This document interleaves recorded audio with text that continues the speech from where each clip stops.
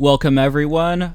Before we get into the video, I do want to point out that I record the video and then I didn't realize that I had it outlaid. I just had it placed wrong. So I had my camera in the same area as I did like the graphics that I showed. So it's a little bit embarrassing. So I don't know, if this scares you away, then just click off this video, but don't do that. I do have some insights to give you. I just wanted to let you know you should be able to read through the lines as far as like what I'm saying, and I'll also, if I remember, try to link in the description like these graphs that you can like review, but for the most part you should be able to understand what I'm saying contextually. With that said, I hope you enjoy this discussion that we have of running backs. Feel free to like, comment, and subscribe, and please enjoy this video. Welcome everyone to another Football for Fun video. I'm Depressed the Texans fan, and I think it would be a good time to talk about what everyone's talking about. People are so angry. Running backs are getting screwed. You might as well not play running back. You might as well not have running back in the game. You know, they're going to play for like 2-3 years and then be thrown to the curb, which, okay, well, I think this is just the time of off season, first of all, where people just, there's nothing going on. Honestly, I don't think the average fan cares about like running backs as far as like their contract goes and like how teams treat them and things like that. It's just that the people, including the running backs tweeting about like Austin Eckler, I think even Derrick Henry said something. People are just, I don't know, being angry just to be angry. However, I did want to make this video to sort of talk about it. So basically what's going on is the deadline for pending free agents Tony Pollard, Josh Jacobs, and Saquon Barkley passed, and neither three of them will be getting long-term extensions, so they are going to have to play under the franchise tag, and the franchise tag is I believe $10 million. So they would be paid $10 million for their services this year. I believe next year, if they want to be tagged again, it would be even more money. So very likely they're going to be hitting free agency next year. And they can't renegotiate a new deal. I guess they could be traded, so maybe that's like a possibility to think about. But I don't know. People are starting to get angry about how screwed over running backs are. And if you're not like that much of a football like nerd, or you don't know that much about football and don't know what we're talking about, so running back is probably by far the position in football with the shortest shelf life because of the beatings they take. I mean, if you really think about like any run play, if you're a running back, well, almost any, you're just running directly into the like offensive and defensive line, like the trench that's going on over there. Whereas if you're a wide receiver, you're generally getting matched up with a corner, maybe safety, linebacker, or whatnot, but you're not getting like hit that much. Obviously, the quarterback, the NFL has done wonders to protect the quarterback, and the actual people in the trenches, like, I guess it just doesn't work that way because like they're actually like fighting each other, like they sort of cancel each other out, whereas the running back has to run into them. I don't know, maybe I'm not doing a great job explaining. And then, yeah, on defense, you just have individual assignments. So it's well known in the NFL that running backs have by far the shortest shelf life. So you'll oftentimes see these star players, whether it be quarterbacks or linebackers or whatnot, they'll have like 10-plus year careers. Whereas for a running back to have productive, let alone elite 10 years in the NFL is rare, if not unheard of, but it's unheard of for it to happen consistently. Running backs were way more crucial in like the, I don't want to botch here, like 80s or something like that, like just early, like decades ago, when the game basically revolved around the running back.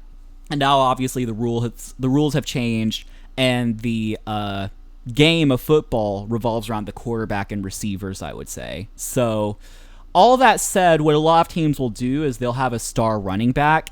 They'll have them under their rookie contract for 3, 4, 5 years, depending on what it is. If you're a first-round pick, it's 5 years. And, yeah, and then these days teams are hesitant to pay running backs their second contract because it would mean they have to pay more money, more guaranteed money, and it's going to be a big salary cap hit, especially if the running backs start not producing, their bodies take a wear and tear. Maybe they get hurt. Their just productivity level overall decreases. Some recent examples were Todd Gurley, Ezekiel Elliott, David Johnson comes to mind. Some running backs to where they were paid, and then shortly after they got paid, they just started not producing as well. Even maybe in the case of Ezekiel Elliott, he's clearly still a productive player in this league, but not for the amount of money he was making and demanding. Like, he's actually still a free agent. I think people forget about that. Like, he's still, like, on the open market, and I think any team would love to have Zeke on their team. It's just that he would cost so much money. That's why Dalvin Cook doesn't have a team yet. He probably wants, like, I don't know, 7-8 million or something like that, and maybe the most he's being offered is like 3. So all that to say, people are getting angry. I didn't really like show any of the tweets or anything like that, but I do want to show some perspective. And what a lot of people are pointing to, which I think is good, is the most recent Super Bowl winning running backs did not make very much money, and I would like to direct you to this graphic. Give me 1 second. So this graphic. Now, I did realize it is a little bit outdated. It didn't show the past 2 Super Bowl winners, which were the Rams, which I don't believe they were paying anyone, and the Chiefs weren't paying anyone. So, as you can see, these are the running backs. These were the leading rushers on their respective Super Bowl teams. I believe in the Super Bowl game, which you can argue that's a little bit misleading, but it's not really a big deal, neither here nor there. But what you notice is that none of them are being paid any more than like $2.5 million. Although I will say with Percy Harvin in 2013, that is misleading because Harvin was hurt for most of the year. And I believe in the actual Super Bowl, he had 2 rushes for like 42 yards. But really, Marshawn Lynch was their guy, which I do think Marshawn Lynch was paid well. I don't know exactly. He had signed like some contract that was an average of $7.5 million a year. So he was paid very well, but he was also a really freaking good running back then. Now a few years later, he sort of deteriorated and it wasn't the same anymore, but I would say that's overall justified. But yeah, as you can see, not a lot of these Super Bowl running backs. So I think it's pretty clear to say that you don't need an elite top of the market paid running back in order to win a Super Bowl. And what I also wanted to shed light to, these are the top running backs as far as cap number last year. I wanted to look. I just wanted to see, like, is there a correlation with, like, the running backs and, like, the teams they're on and whether the teams win or not? So let's count. I believe it's 6-4 playoffs to non-playoffs, but let me just count and make sure. So Cowboys made the playoffs, Vikings made the playoffs, Bengals made the playoffs, Titans did not, Giants did by the skin of their teeth, Chargers did, Browns didn't, Saints didn't, Packers barely missed it, and Seahawks did. So that's 6-4. So most of the top 10 running backs as far as cap number, their teams made the playoffs. However, context is very important. Like Ezekiel Elliott, who's on the top, he just got cut. So I think it's pretty clear to say that he wasn't like a huge reason why the Cowboys made the playoffs. I'd say Joe Mixon was instrumental, and obviously Derrick Henry, when he's on, he's still really freaking good. I think Derrick Henry is one of the few exceptions to where I think, you know, the Titans paid him, and I think it was a good move because he's still, you know, now he could deteriorate at any moment, but he hasn't really shown that yet. Saquon Barkley helped. I'm trying to think of the running. Yeah, Rashad Penny got hurt, so there's some context that has to be said there. So I would say it definitely does help. I think a lot of people are trying to take like one side or the other, like, oh, you have to have a good high-paid running back to win, or oh, you absolutely don't need one. I think it does help to have a good running back who's paid well, but you have to be like very careful about that thing. And then what I also wanted to show, okay, this is just the playoff picture from last year, and I just wanted to like look at these teams and just see like how many of the playoff teams had highly paid running backs. So Chiefs are not paying anything. Bills aren't paying anything. I might forget. I didn't really research this in advance. I'm just like doing this off the top of my head. So Chiefs, no. Bills, no. Dolphins, no. Bengals, yes. They paid Joe Mixon. They have. Sorry. Ravens, no. I don't believe. Jags, no. Chargers, yes. So that's 5-2 so far. Eagles, I believe, no. I think they had, what's his name? He's on the Panthers. Miles Sanders. I think Miles Sanders was on his rookie contract. So Niners, that's 6-2 so far. Niners, they do have CMC, although that specific year, I think his cap hit for them was like less than $1 million. I don't know how that worked. I just kind of saw that. So Niners technically no. And we'll see how that plays out like once the cap hit starts rolling in the future with CMC and the San Francisco 49ers. Seahawks, I'm losing track. I mean, Dalvin, yes. Saquon, yes. Zeke, yes. And Bucks, I don't believe so. So most of these playoff teams, they didn't even have like highly paid running backs. And for the most part, the teams that did, they got bounced in like 1 or 2 rounds. Like the Cowboys, they got bounced eventually. Seahawks got bounced. I guess Niners made it to the NFC Championship, but the Niners weren't really paying that much to CMC. Or I don't know how it works. I know it's kind of a mess as far as like my thought process goes, but all that to say, running back, I guess I didn't have. Here, there we go. This is our discussion format. Okay, that was awkward, but so all that to say, I just wanted to shed some light into the fact that like running backs, they're not as important as they used to be, and I think it's just like, I think it just is what it is. Like running backs, they have like a shelf life of like 3, 4, 5 years, and if they're really good and they want to be paid, teams are going to be hesitant to pay them, and I understand that.